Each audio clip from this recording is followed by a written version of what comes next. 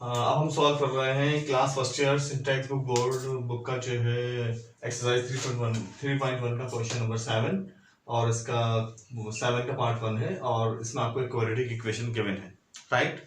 So quadratic equation को हम solve करेंगे बाय कंप्लीटिंग स्क्वायर। फैक्टराइजिंग का मेथड हम पहले कर चुके हैं, लिहाजा इसको हम सॉल्व करेंगे बाय कंप्लीटिंग स्क्वायर।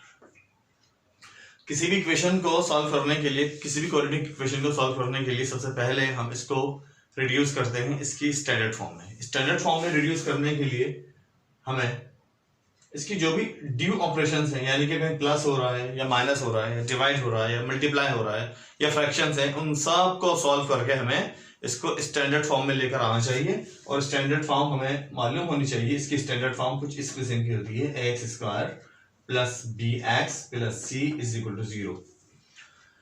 इसमें ए जो है लाजमी तौर पर नॉन जीरो होता है। अगर ए 0 हो गया तो ये इक्वेशन जो है क्वाड्रेटिक नहीं रहेगी बल्कि लीनियर बन जाएगी, यानी कि इसका कंप्लीटली टाइप चेंज हो जाएगा। तो अब हम जो है इसको मल्टीप्लाई कर रहे हैं। 2t से आपने मल्टीप्लाई किया है 5t को, तो ये आपको मिला है 10t स्क्वायर। 2t से आपने मल्टीप्लाई किया -1 को, तो ये आपको मिला है माइनस का 2t। -1 से आप मल्टीप्लाई कीजिएगा 5t को, तो ये आपको मिलेगा माइनस का 5t and minus into minus plus 1 बनता 1। और 13 को आप लेफ्ट साइड पे ट्रांसपोज कीजिए, तो ये आपके पास हो जाएगा -13 is equal to 0।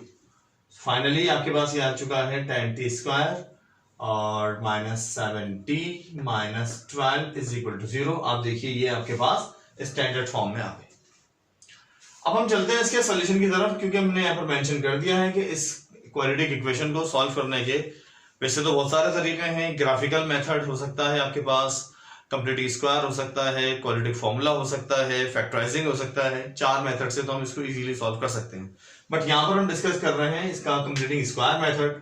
So completing square method में जो है कुछ स्टेप्स हैं। ये मेथड थोड़ा सा लेंथी हो जाता है, थोड़ा सा स्टूडेंट्स को मुश्किल लगता है, लेकिन बहरहाल एक मेथड है और हमें सबको सीखना चाहिए, आना भी चाहिए। सो इस मेथड में जो है इक्वेशन को सॉल्व करने के लिए सबसे पहले ये हमारे पास फर्स्ट टर्म, ये आपके पास मिडिल टर्म और ये लास्ट टर्म। तो फर्स्ट टर्म लाजमी तौर पर परफेक्ट स्क्वायर होनी चाहिए, और अगर ये परफेक्ट स्क्वायर है तो इट्स ओके। लेकिन अगर ये परफेक्ट स्क्वायर नहीं है तो आपने इसको परफेक्ट स्क्वायर बनाना है किसी भी मैथमेटिकल ऑपरेशन को यूज करके। सो देखिए स्टूडेंट्स, यहाँ पर आपको नजर आ रहा है 10t स्क्वायर। 10t स्क्वायर में t स्क्वायर तो परफेक्ट स्क्वायर है, बट 10 परफेक्ट स्क्वायर नहीं है, तो ये 10 की वजह से ये स्टेटमेंट, ये टर्म जो है परफेक्ट स्क्वायर नहीं बन रही है। सो हमें इसको परफेक्ट स्क्वायर बनाना है, तो लिहाजा हम क्या करेंगे, हम इसको डिवाइडिंग बोथ साइड्स बाय 10 कर देंगे। जब हम 10 से दोनों तरफ डिवाइड करेंगे तो यहाँ 10 से 10 कैंसिल हो जाएगा और रिमेनिंग वैल्यू होगी t स्क्वायर। और जब हम 10 से डिवाइड करेंगे तो ये बनेगा 7t अपॉन 10, और जब हम इसको 10 से डिवाइड करेंगे तो ये बनेगा -12 अपॉन 10 इज इक्वल टू 0। अब देखें आपके पास ये फर्स्ट टर्म है t स्क्वायर और मिडिल टर्म आपके पास है 7t अपॉन 10, और लास्ट टर्म को आप ले जाइए राइट साइड पर, ट्रांसपोज कर दिए, ठीक है। प्रॉपर वर्ड जो है, जैसे कि अभी हमने इम्प्रॉपर वे में कहा कि लास्ट टर्म को ले जाइए या इसको वहां शिफ्ट कर दीजिए, इसका जो प्रॉपर मैथमेटिकल वर्ड है वो है ट्रांसपोज करना। किसी भी टर्म को जब हम इक्वल टू से के लेफ्ट या राइट पर हम ट्रांसपोज शिफ्ट करते हैं तो उसका मैथमेटिकल वर्ड है ट्रांसपोज करना। Transpose -12 to the right side, -13 to the left side and so on. Okay, so transpose का वर्ड जो है यहाँ पर यूज किया जाता है, ये बात आप लोग याद रखिएगा। एनीवे, अब देखिए हमारे पास जो मेथड है वो है कंप्लीटिंग स्क्वायर, और कंप्लीटिंग स्क्वायर के जो फर्स्ट स्टेप है उसमें हमने इसकी फर्स्ट टर्म को परफेक्ट स्क्वायर बना दिया। मिडिल टर्म जो भी हो, जैसी भी हो चलेगी, और लास्ट टर्म जो है हमने वो ट्रांसपोज कर दी है, यानी कि शिफ्ट कर दी है राइट साइड पर, ठीक है। अब हम यहां पर नई लास्ट टर्म लेकर आएंगे। ये आपके पास हो गया भाई t स्क्वायर -7t अपॉन 10, और यहां पर हमें एक अदद लास्ट टर्म लेकर आनी है, और ये हो गया 12 अपॉन 10। तो अब हम रफ वर्क में यहां पर सबसे पहले कैलकुलेट करेंगे लास्ट टर्म।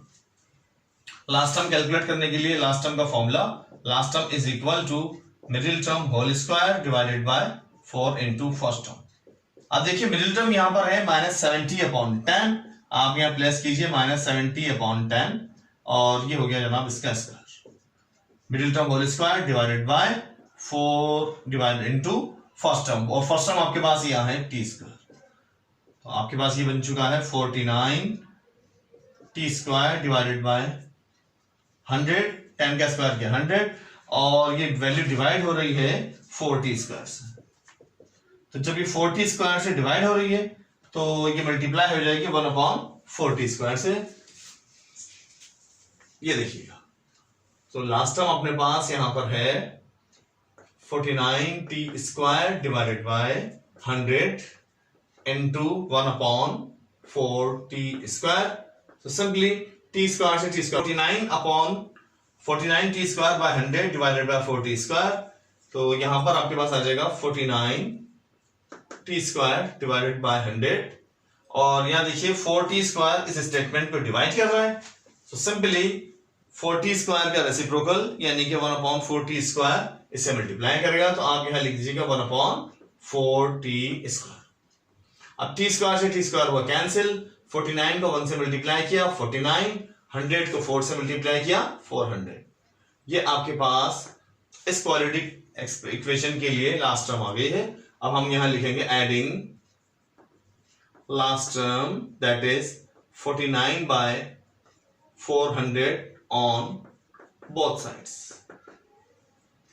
ऐड किया हमने और हमें मिला टी स्क्वायर माइनस 70/10 प्लस 49/400। जब हमने लेफ्ट साइड पर ऐड किया तो हमें राइट साइड पर भी ऐड करना होगा। तो देखिए यहां पर 12/10 तो पहले ही रखा है और हमने यहां पर 49/400 ऐड कर दिया। यहां पर हमने जस्ट लास्ट टर्म दोनों तरफ ऐड की है और ये स्टेटमेंट अब परफेक्ट स्क्वायर बन गया है, बिकॉज फर्स्ट टर्म हमने खुद बनाई थी, इसकी मिडिल टर्म जो भी होगी वो खुद ही ऑटो एडजस्ट होगी और लास्ट टर्म हमने खुद कैलकुलेट की है। अब आप फर्दर देख सकते हैं कि फर्स्ट टर्म परफेक्ट स्क्वायर है, लास्ट टर्म भी जो भी आएगी वो परफेक्ट स्क्वायर ही होगी और middle term mostly non perfect square ही होगी, राइट।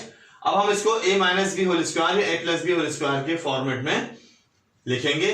उसका लिखने का तरीका यह है कि square root of first term कीजिए, साइन ऑफ मिडिल टर्म कीजिए and square root of third term and whole square. अब देखिए 49 का स्क्वायर रूट है 7, 400 का स्क्वायर रूट है 20 और हमने ये लिखकर स्क्वायर लगा दिया और यहां पर ये दोनों वैल्यूज हैं, इसको हमने ऐड किया। 10 और 400 का जो एलसीएम है वो 400 है, 400 is divided by 10, then answer is 40। 40 को मल्टीप्लाई कीजिए 12 से तो ये आपके पास आ चुका है 480। Again LCM is divided bye 400, answer is 1, सो 1 को 49 से मल्टीप्लाई कीजिए और ये आपके पास आ गया 49।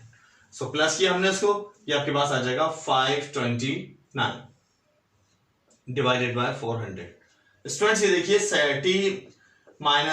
t minus 7/20 whole square is equal to 529 by 400.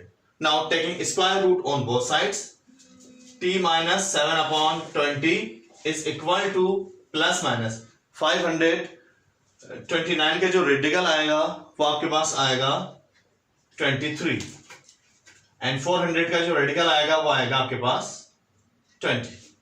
हमें t की वैल्यू फाइंड आउट करनी है, लिहाजा माइनस 7/20 को हम ले जाएंगे राइट साइड पर। सो ये आपके पास हो गया 7/20 प्लस माइनस 23/20। फाइनली हमने इसको ऐड किया, एलसीएम आपके पास 20 आया, 7 प्लस माइनस 23, 7 में आप 23 प्लस कीजिएगा तो आप इसको ऐसे लिख सकते हैं 7 प्लस 23 बाय 20, 7 माइनस 23 बाय 20।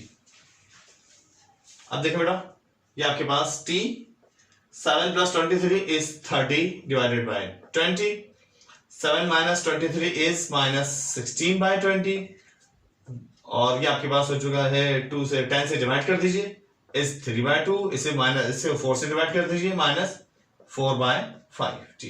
सो तो आपका जो है रिक्वायर्ड सॉल्यूशन सेट वो हुआ है 3/2 एंड माइनस 4/5 आंसर।